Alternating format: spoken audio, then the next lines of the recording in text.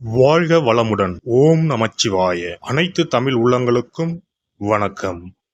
நிகழும் ஸ்ரீ மங்களகரமான சோபகிருது ஆண்டு மார்கழி மாதம் 15ஆம் தேதி பின்னிரவு 16ஆம் தேதி முன்னிரவு திங்கள் கிழமை அன்று பஞ்சமியும் மகம் நட்சத்திரமும் பிரீத்தி நாமயோகமும் கௌளவ கர்ணமும் சித்தயோகமும் கூடிய சுபயோக சுபதினத்தில் உதயாதி இரவு 12 மணிக்கு கன்னியா லக்னத்தில் ரிஷப நவா அம்சமும் மகர திரிகோணமும் கொண்டு இந்த சீர்மிகு ஜனவரி மாதம் பிறக்கிறது.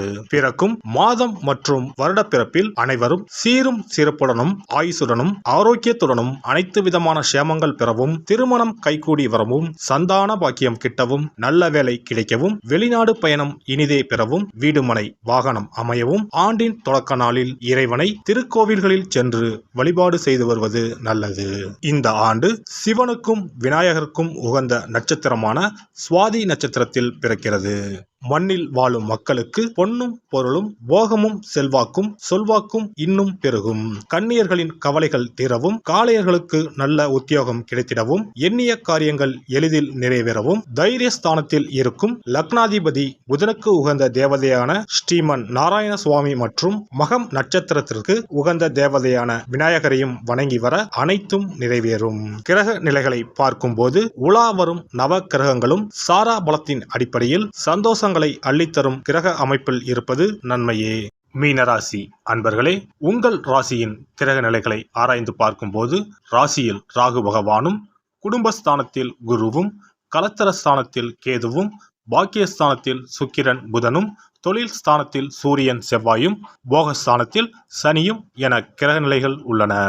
இம்மாதம் 8ஆம் தேதி அன்று புதன் பகவான் பாக்கியஸ்தானத்தில் இருந்து தொழில் ஸ்தானத்திற்கு மாறுகிறார். 15ஆம் தேதி அன்று சூரிய பகவான் தொழில் ஸ்தானத்தில் இருந்து லாபஸ்தானத்திற்கு மாறுகிறார். 18ஆம் தேதி அன்று சுக்கிர பகவான் பாக்கியஸ்தானத்தில் இருந்து தொழில் ஸ்தானத்திற்கு மாறுகிறார். 27ஆம் தேதி அன்று புதன் பகவான் தொழில் ஸ்தானத்தில் இருந்து லாபஸ்தானத்திற்கு மாறுகிறார்.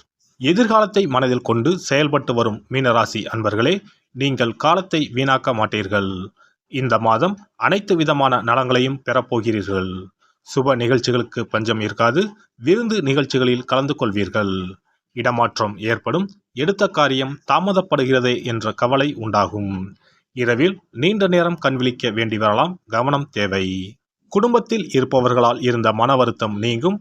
வாழ்க்கை துணையின் உடல் நிலையில் கவனம் தேவை. வீட்டிற்கு தேவையான பொருட்களை வாங்குவதன் மூலம் செலவு கூடும். விருந்தினர் வருகை இருக்கும். புதிய முடிவுகள் எடுப்பதில் தயக்கம் உண்டாகும். பழைய பாக்கிகள் வசூலாவதில் தாமதம் உண்டாகலாம். பிள்ளைகள் வழியில் செலவுகள் உண்டாகலாம். பண விஷயத்தில் கவனமாக இருப்பது நல்லது. தொழில் வியாபாரம் எதிர்பார்த்ததை விட அதிகமான லாபம் தரும். ஆனால் தொழில் வியாபாரத்தில் ஈடுபட்டு இருப்பவர்கள் எப்போதும் பிஸியாக காணப்படுவார்கள். செலவுகள் கூடும். உத்தியோகத்தில் இருப்பவர்கள் கூடுதலாக உழைக்க வேண்டி வரும். கடன் விவகாரங்களில் கொடுக்கல் வாங்கலிலும் எச்சரிக்கை தேவை. பொறுப்புகள் அதிகரிக்கும். பெண்களுக்கு பயணங்கள் செல்ல நேரலாம். எடுத்த வேலையை செய்து முடிக்க காலதாமதம் ஆகலாம். வழக்கத்தை விட கூடுதலாக உழைக்க வேண்டி இருக்கும். கலைத்துறையில் இருப்பவர்களுக்கு உகந்த காலகட்டம் இது.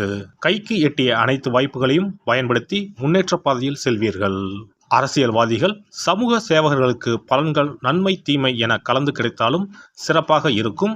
எந்த ஒரு வேலையை செய்யும் போதும் கூடுதல் கவனம் தேவை. செலவுகள் அதிகரிக்கும். மாணவர்களுக்கு கல்வியில் வெற்றி பெற கூடுதல் நேரம் பாடங்களை படிப்பது நல்லது. பொறுப்புகள் அதிகரிக்கும். நட்சத்திர பலன்கள். பூராட்டாதி 4ஆம் பாதம். இந்த மாதம் குடும்பத்தில் நிம்மதி குறையும்படியான சூழ்நிலை உண்டாகும். கணவன் மனைவிக்கு இடையே வீண் வாக்குவாதங்கள் ஏற்படலாம். பிள்ளைகள் நலனில் அக்கறை காண்பீர்கள். உடல் களைப்பும் சோர்வும் உண்டாகலாம். கவனமாக இருப்பது நல்லது.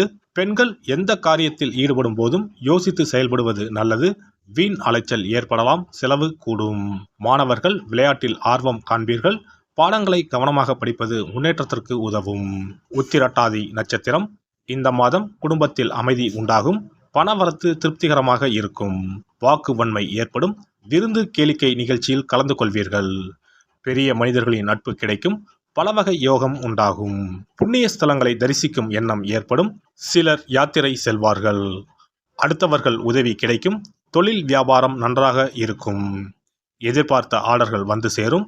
அரசு மூலம் நடக்க வேண்டிய காரியங்கள் சாதகமாக முடியும். ரேவதி நட்சத்திரம். இந்த மாதம் உத்தியோகத்தில் இருப்பவர்கள் புத்தி சாதுரியத்துடன் நடந்து கொண்டு நன்மை அடைவார்கள்.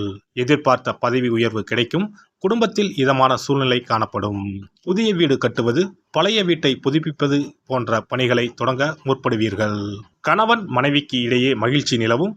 பிள்ளைகளால் பெருமை சேரும். அவர்களுக்கு தேவையானவற்றை வாங்கி கொடுத்து மகிழ்ச்சியில் ஆழ்த்துவீர்கள்.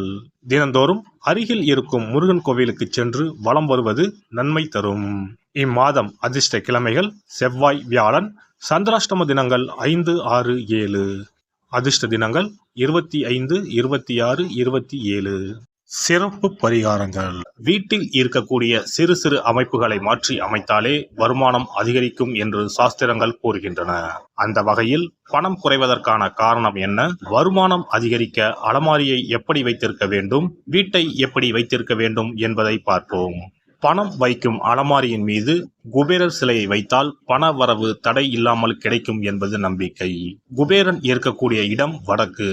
எனவே அலமாரியின் மீது குபேரன் சிலையை வைக்கும் பொழுது வடக்கு திசையை நோக்கி வையுங்கள். சிறப்பான பணவரவு உண்டாகும். பணம் வைக்கக்கூடிய அலமாரியில் தங்கம் மற்றும் வெள்ளி போன்ற பொருட்கள் இடம்பெறலாம். இவற்றை ஒரு சிறிய கண்ணாடியில் தெரியும்படி லாக்கருக்கு உள்ளே அமையுங்கள். அந்த இடத்தில் பச்சை நிற புடவை உடுத்திய கஜலட்சுமி படம் ஒன்றை வையுங்கள்.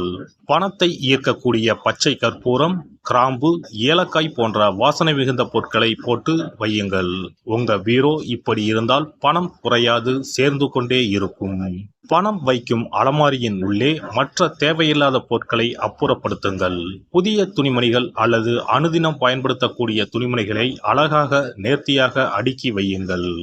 பூச்சிகள், தூசுகள் சேராமல் ரசக்கற்பூரத்தை போட்டு வையுங்கள். கூர்மையான ஆயுதங்கள் அல்லது இரும்பு சார்ந்த பொருட்களை வைக்காதீர்கள். இது சனி தோஷத்தை ஏற்படுத்தும். பணத்தை சேரவிடாது தடுக்கும். பணம் வைக்கக்கூடிய இடத்தில் சிவப்பு நிறம் சார்ந்த பொருட்கள் இருப்பது நல்லது. ஆனால் கருப்பு நிற பொருட்களை தவிர்ப்பது உத்தமம். லட்சுமி தேவிக்கு சிகப்பு உகந்தது என்பதால் சிகப்பு நிற துணிகளை அல்லது பொருட்களை அடுக்கி வைக்கலாம். ஆனால் கருப்பு நிற துணிமணிகள் மற்றும் பொருட்களை அங்கிருந்து அப்புறப்படுத்துவது நல்லது. இதுவும் பணத்தடையை உண்டாக்கக்கூடிய ஒரு விஷயமாக இருக்கிறது.